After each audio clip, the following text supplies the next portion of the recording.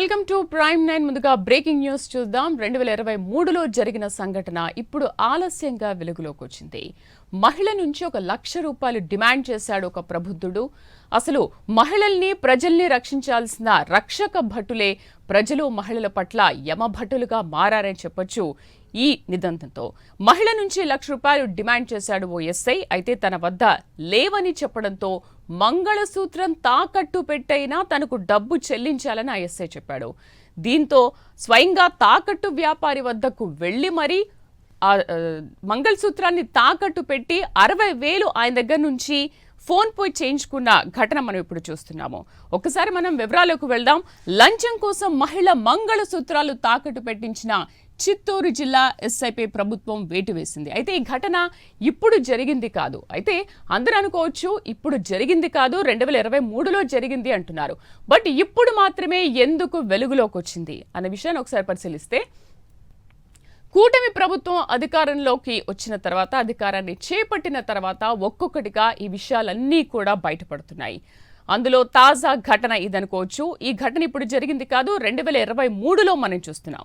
గత ప్రభుత్వ హయాంలో జరిగిన ఘటన. తాజాగా విషయం వెలుగులోకి రావడంతో అధికారులు ఆ ఎస్ఐపై చర్యలు తీసుకుని సస్పెండ్ చేసిన దాఖలాలు ఉన్నాయి. అయితే ఒక్కసారి 2023 సెప్టెంబర్లో ఏం జరిగిందో మనం చూద్దాం.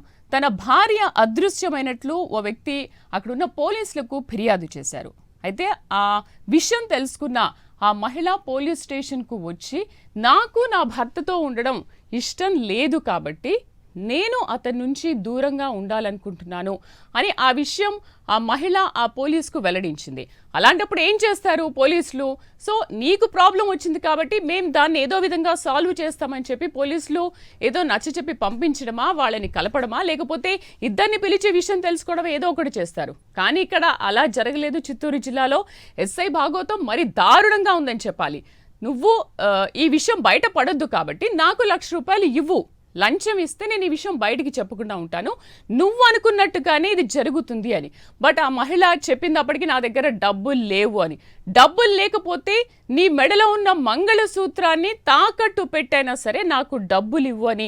ఇంత దారుణమైన ఘటన మనం ఎక్కడైనా చూసాము. అసలు ఎస్ఐ ఏంటి ఇలా వ్యవహరించడం ఏంటనేది అందరూ నివ్వెరపోయిన సంఘటనలు మనం చూసాం. ఏంటి అసలు మహిళల్ని, పోలీసుల్ని, మహిళల్ని, ప్రజల్ని ఎవరైనా వాళ్ళ బాధలు చెప్పుకోవడానికి వచ్చినప్పుడు పోలీసులు వాళ్ళని రక్షించాల్సింది పోయి వాళ్ళ పాలిట యమపాసాలుగా, యమభటులుగా ఎందుకు మారుతున్నారు? అందుకే కూటమి ప్రభుత్వం అధికారంలోకి వచ్చిన తర్వాత ఈ విషయాలన్నీ ఒక్కొక్కటిగా వెలుగులోకి వస్తున్నాయి. ఒక్కొక్కరు కూడా సస్పెండ్ అవుతున్న విషయాల్ని మనం ప్రత్యక్షంగా చూస్తున్నాం. అయితే పోలీస్ స్టేషన్కి వచ్చిన మహిళ తమ మధ్య కుటుంబపరమైన సమస్యలు ఉన్నాయి కాబట్టి భర్తకు దూరంగా ఉండాలని అనుకుంటున్నానని ఎస్ఐ చెప్పడంతో ఎస్ఐ ఈ విధంగా చేసిన సంఘటన మనం చూసాం. అంతేకాకుండా ఆ తాకట్టు వ్యాపారి దగ్గరికి ఆ మహిళను పంపించి 60,000 ఆయన ఫోన్ నుంచి ఫోన్ పోయి చేయించుకున్నాడు ఆ ప్రబుద్ధుడు. అసలు ఏం జరిగింది చిత్తూరు జిల్లాలో 2023 సెప్టెంబర్లో? మా కరెస్పాండెంట్ రవివర్మ పూర్తి సమాచారం అందిస్తారు లైవ్లో. రవివర్మ, అసలు ప్రజల్ని రక్షించాల్సిన పోలీసు వ్యవహార శైలి ఏంటి మనం చూస్తున్నామో? 2023 సెప్టెంబర్లో ఏం జరిగింది? ఆ ఎస్ఐ ఎందుకు ఇలా వ్యవహరించాల్సి వచ్చింది? అసలు ఇంత ఆలస్యంగా ఈ ఘటన ఎలా వెలుగులోకి వచ్చింది? శ్రీదేవి, గత ప్రభుత్వ హయాంలో 2019 నుంచి 2024 మార్చి వరకు వ్యవస్థలన్నీ గత ప్రభుత్వం నిర్వీర్యం చేసిందనడానికి ఇది ప్రత్యక్ష ఉదాహరణ. సోమల మండలం అంటే మాజీ మంత్రి పెద్దిరెడ్డి రామచంద్రారెడ్డి నియోజకవర్గం పొంగనూరు అయినటువంటి సోమల మండలంలో తన అనుచరులనే అక్కడ పెట్టుకున్నటువంటి సందర్భాలు అనేకం ఉన్నాయి.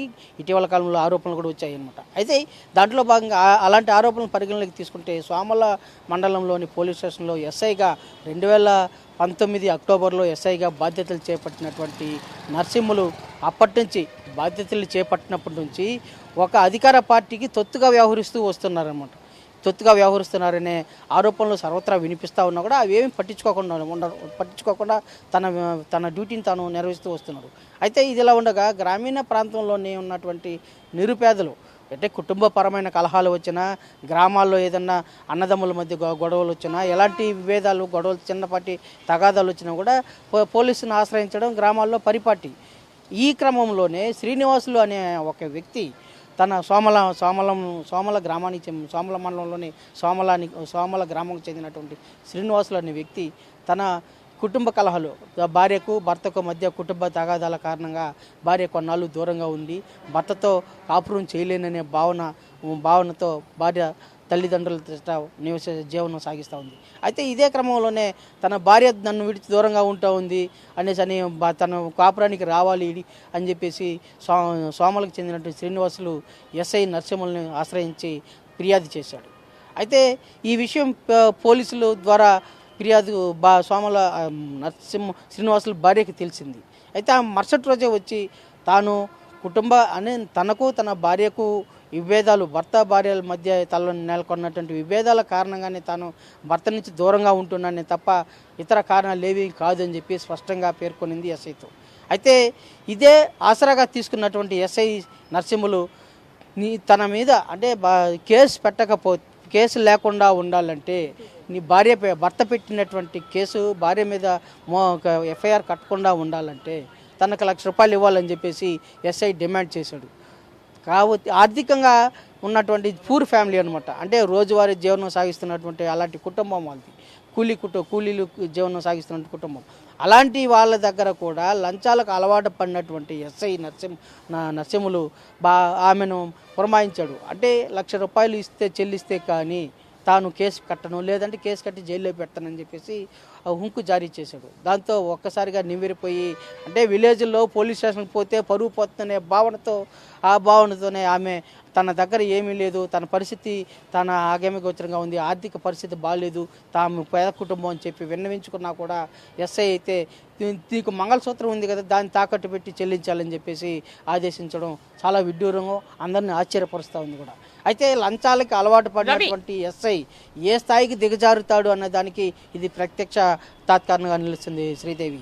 రవి, అయితే ఇప్పుడు కేసు పెట్టిన విషయము ఆమె తెలుసుకుందా, లేకపోతే పోలీసుల ఎంక్వైరీలో ఏమైనా ఈ విషయాలు బయటపడ్డాయా? పోలీసులే వెళ్ళి ఆమెను తీసుకొచ్చారా? ఆమె స్టేషన్కి వచ్చి ఎప్పుడు మాట్లాడింది? ఎందుకంటే కేసు పెట్టిన నెక్స్ట్ డేనే తెలిసిందని చెప్తున్నారు కదా, ఎలా తెలిసింది ఇది? ఎస్ మీరు చెప్పింది కరెక్టే. అంటే భర్త కేసు పెట్టగానే పోలీసులు సమాచారం ఇచ్చారు, నీ మీద నీ భర్త వచ్చి కేసు పెట్టాడు, మీరు వెంటనే పోలీస్ స్టేషన్కి రావాలి అని సమాచారం ఇచ్చారు.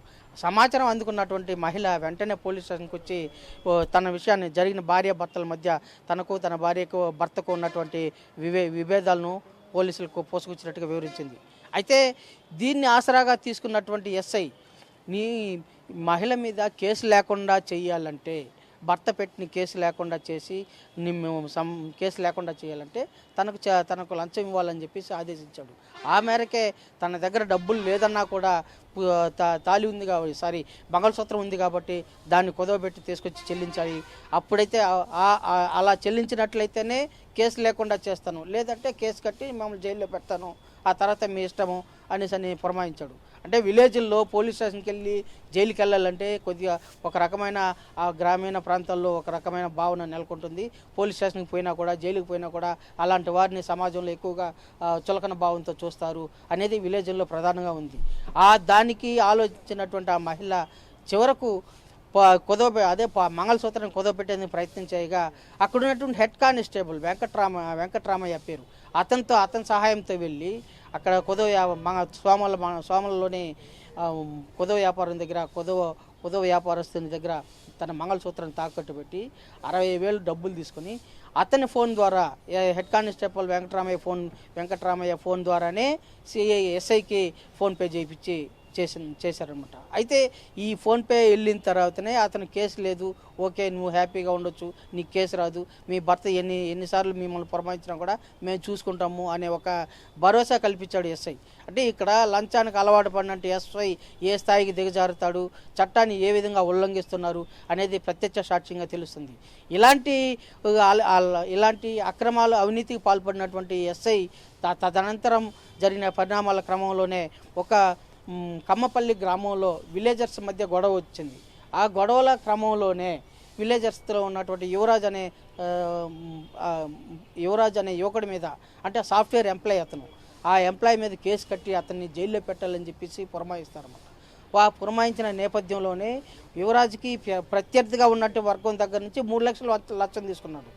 3 లక్షలు లంచం తీసుకున్న తర్వాత ఇతను ఈ సాఫ్ట్వేర్ ఎంప్లాయీ అయినటువంటి యువరాజ్ మీద కేసు కట్టడంతో అతను విదేశాలు అమెరికాకి వెళ్ళాల్సిన పరిస్థితి కూడా చేజార్చుకుంటాడు. అంటే పోలీస్ స్టేషన్లో కేసు ఉంటే వీసా చెల్లుబాటు కాదు, యాక్సెప్ట్ చేయరు, విదేశాలకు పోయేదానికి అవకాశం ఉండదు. కాబట్టి అతను విదేశాలకు పోలేని పరిస్థితుల్లో ఎలక్షన్స్లో ఎక్కడనే ఉండిపోవాల్సిన పరిస్థితి నెలకొంది. దాన్ని బేస్ చేసుకునేసి యువరాజు సాఫ్ట్వేర్ ఎంప్లాయీ డిఐజీకి కంప్లైంట్ చేశారు. రాయలసీమ డిఐజీకి తనకి అన్యాయం జరిగింది, తాను ఎంప్లాయీని సాఫ్ట్వేర్ కంపెనీ ఉద్యోగిగా ఉండి కూడా తన ప్రత్యర్థిలో ఇచ్చినటువంటి కంప్లైంట్తో అతను వాళ్ళ దగ్గర లంచం తీసుకొని అన్యాయం చేశాడు, నాకు ఎస్ఐ అన్యాయం చేశాడు, ఇలాంటి ఎస్ఐ మీద చర్యలు తీసుకోవాలని చెప్పేసి డిఐజీకి ఫిర్యాదు చేయడంతోనే ఈ వ్యవహారం అంతా బయటపడింది. డిఐజీ మీద చౌడేపల్లి ఎస్ఐ ద్వారా విచారణ జరిపించి మొత్తం వ్యవహారం అతను దాదాపు తన 5 ఏళ్ళు అంటే 2019 అక్టోబర్లో బాధ్యతలు చేపట్టినప్పటి నుంచి మొన్నటి వరకు 2025 జనవరి వరకు జరిగినటువంటి వ్యవహారాలన్నింటినీ పరిగణలోకి తీసుకుంటే దాదాపు 25-30 లక్షల దాకా అవినీతి అక్రమాలు పాల్పడినట్టుగా, లంచాలు తీసుకున్నట్టుగా విచారణలో తేలింది. ఇప్పుడు ప్రస్తుతం కర్నూలు జిల్లాలో డ్యూటీలో ఉండగా ఇతనికి సస్పెండ్ ఆర్డర్ ఇచ్చారు. డిఐజీ ఆఫీస్ నుంచి సస్పెండ్ ఆర్డర్ పోవడంతోనే ఉన్న పలంగా అతన్ని సస్పెండ్ చేశారు.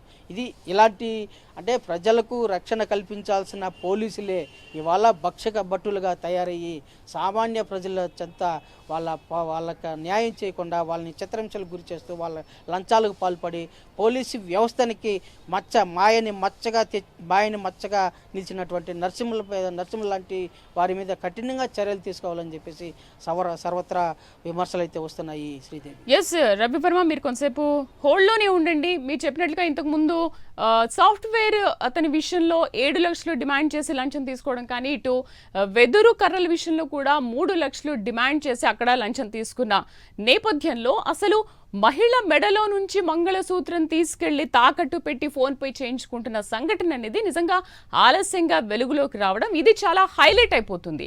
ఎందుకు అంటే పోలీసులు, ఎస్ఐ కానీ ఇంకెవరైనా కానీ డిపార్ట్మెంట్లో అదర్ థింగ్స్ ఎవరైనా కానీ ఎందుకు ఇంత దారుణానికి ఒడిగడుతున్నారు అనుకోవచ్చు. అండ్ విషయం బయటికి రావడంతోనే ఆ ఎస్ఐ ఒక కానిస్టేబుల్ ద్వారా మళ్ళీ ఆమెకు వడ్డీతో సహా డబ్బులు తిరిగి ఇచ్చేసిన సంఘటన కూడా మనం చూసాం. ఏంటి ఇప్పుడు అధికారులు తిరిగి ఇచ్చేశారు అని అంటే అధికారులు ఏ విధమైన ఒత్తిడి తేవడం మూలాన, అంటే ఈ విషయం బయటపడిన తర్వాత ఏ విధంగా డబ్బులు వడ్డీతో సహా తిరిగి ఇచ్చేశారంటున్నారు. అండ్ ఎందుకు ఎస్ఐ పైన ఎటువంటి చర్యలు తీసుకోవట్లేదు, కేవలం సస్పెండ్ మాత్రమే చేశారు.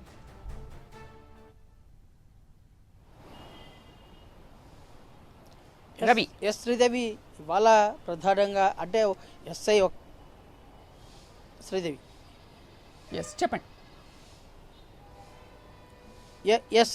ఎస్ శ్రీదేవి, ఇవాళ అంటే చౌడేపల్లి సోమల మండలంలోని ఒక ఎస్ఐ ప్రజలకు న్యాయం చేయాల్సిన, ప్రజా సంరక్షకులుగా వ్యవహరించాల్సినటువంటి ఎస్ఐ లంచాలకు అలవాటు పడి ఎక్కడికక్కడ లంచాలు పోలీస్ స్టేషన్కి కేసు వెళ్తే చాలు, ఎవరి దగ్గర డబ్బులు తీసుకోవాలి, పోలీస్ స్టేషన్లో ఎప్పుడు కేసు వస్తుంది, ఎవరు బలవుతారు అనేది ఆ మండలంలో సర్వత్రా నెలకొనింది. ఈ నేపథ్యంలోనే ఎస్ఐ అకృత్యాల మీద మండలంలోనే ప్రజలందరూ కూడా తీవ్రంగా వ్యతిరేకిస్తున్నారు. ఈ క్రమంలోనే ఎస్ఐ మీద ఎంక్వైరీ జరుగుతూ ఉందని చెప్పి తెలియడంతోనే ఎంక్వైరీ స్టార్ట్ చేశారు అని తెలియడంతోనే ఉన్న పలంగా తన ఉద్యోగానికి ముప్పు వస్తుందని భావించినటువంటి ఎస్ఐ నర్సింహులు అప్పుడు వెంకటరామయ్య, అప్పుడు హెడ్ కానిస్టేబుల్గా ఉండి ఫోన్పే చేసినటువంటి వెంకటరామయ్యని మళ్ళీ పురమాయించి ఆ డబ్బులు రిటర్న్ చేసేసేయి అనే భావంతో తన ఉద్యోగ భద్రతను కాపాడుకోవాలి, తన ఉద్యోగాన్ని కాపాడుకోవాలనే సంకల్పంతోనే ఇలాంటి మహిళకు డబ్బులు రిటర్న్ చేసి తాను ఎలాంటి అన్యాయం చేయలేదు, మహిళలు అయితే తెచ్చిచ్చారు కానీ నేను తీసుకోలేదు, ఆమెకు రిటర్న్ చేశాను అనే నమ్మబలిగే ప్రయత్నం అయితే చేశాడు ఎస్ఐ. కానీ వాస్తవంగా ఏమంటే అతను ఫస్ట్ డబ్బులు తీసుకునేది వాస్తవము, ఆమెకు అన్యాయం చేసింది వాస్తవము. అయితే భార్యాభర్తల మధ్య కూర్చోబెట్టి ఫ్యామిలీ కౌన్సిలింగ్ ఇచ్చి వాళ్ళని కలపాల్సింది పోయి వాళ్ళని విడగొట్టి వాళ్ళని ఇంకా దూరం చేస్తూ వాళ్ళ మధ్యలో మరింత చిచ్చు పెట్టేలా ఎస్ఐ వ్యవహరించడం అనేది అతి దారుణము. అది కాకుండా భార్య పుస్తిని తాకట్టు పెట్టి దాంతో అతను పబ్బం గడుపుకున్నాడంటే అది ఎంత నీచంగా ఉంటుందో సభ్య సమాజం సిగ్గుపడాల్సిన వ్యవహారం అది. హిందూ సమాజంలో భార్యకు తాళి అనేది అత్యంత పవిత్రంగా భావిస్తారు ప్రతి మహిళ. అలాంటి తాళిని తాకట్టు పెట్టి తన భర్తతో విభేదాల నుంచే తన భర్త నుంచి ఉపశమనం కల్పించాలని చెప్పేసి భార్య దగ్గర భార్యపై పురమాయించి పోలీసు లంచం తీసుకోవడం అత్యంత హేయమైన చర్యగా భావించాల్సి వస్తుంది Sridevi. Right Ravi, thank you. So అది వైఎస్ఆర్సీపీ ప్రభుత్వంలో చిత్తూరు జిల్లాలో ఎస్ఐగా పనిచేస్తున్న సివి నరసింహులు అప్పటి నాయకుల అండతో పెద్ద ఎత్తున అవినీతి అక్రమాలకు పాల్పడ్డాడు. అందులో భాగంగానే 2023 సెప్టెంబర్లో జరిగిన ఈ సంఘటన ఆలస్యంగా వెలుగులోకి వచ్చింది. కూటమి ప్రభుత్వం అధికారంలోకి వచ్చిన తర్వాత ఇలాంటి సంఘటనలు ఎన్నో వెలికి తీసి వాళ్లకు తగిన చర్యలు తీసుకుని వాళ్ళని సస్పెండ్ చేస్తున్న సంఘటనలు మనం చూస్తున్నాం. అసలు ఏంటి, ఒక మహిళ మెడలో నుంచి లంచం తీసుకోవాలి అంటే, డబ్బులు లేవు అని అంటే, మహిళ మెడలో నుంచి మంగళసూత్రం తీసి మరి లంచం అడుగుతున్నారు అని అంటే అసలు వాళ్ళని పోలీసులు అనాలా లేకపోతే ఇంకేమనాలి? ఇలాంటి ప్రబుద్ధులు అసలు ఉద్యోగంలో ఉండాలా లేదా? ప్రభుత్వం దీనిపైన తగిన చర్యలు తీసుకోవాలని మనందరం కూడా కోరుకుందాం. ఇలాంటి సంఘటనలు మరోసారి జరగకుండా ఉండాలని ప్రైమ్ లైన్ నుంచి మేము కూడా కోరుకుంటున్నాం.